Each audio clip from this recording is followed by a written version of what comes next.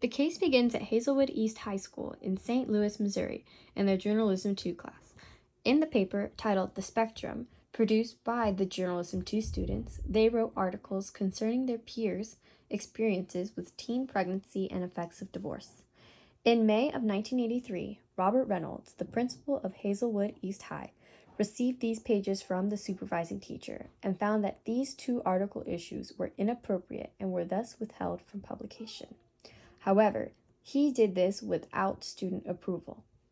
Because of this, 3 student journalists, including Kathy Kulheimer, decided to sue the Missouri School District in 1983. The students took their case to the U.S. District Court for the Eastern District of Missouri in St. Louis.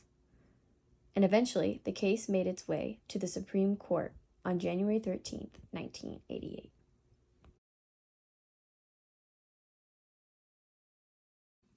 The school district argued that this newspaper is a product of curriculum, and therefore the principal or the Hazelwood East officials should have control over that. The principal was exercising editorial discretion and didn't want to produce anything distasteful or violated privacy rights of other students. Secondly, the defendant argues that since this is not within Hazelwood East curriculum, as opposed to a public forum for student expression, First Amendment values are not implicated in violation because he is outside of the journalistic process. Therefore, his censorship to the paper violates the student's First Amendment rights. After all, it would make more sense for the student advisor to edit the paper instead of the principal, they claimed.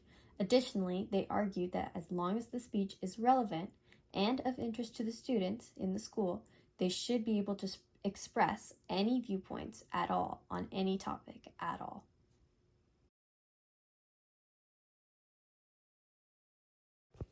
In a 5-3 ruling, Chief Justice William Rehnquist, along with the U.S. Supreme Court, decided that the educators did not offend the First Amendment by exercising editorial control over the content of student speech, so long as their actions were reasonably related to legitimate pedagogical concerns.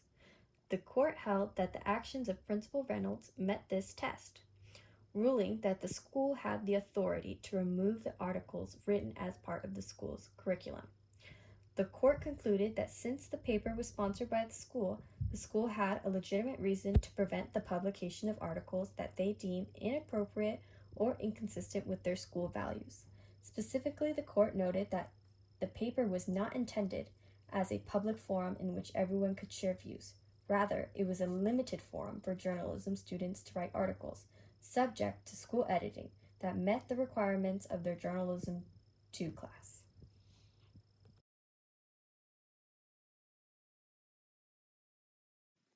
Why does this matter? We study this in government because it begs the question, what is the amount of control that school has over the school newspaper or student speech in general?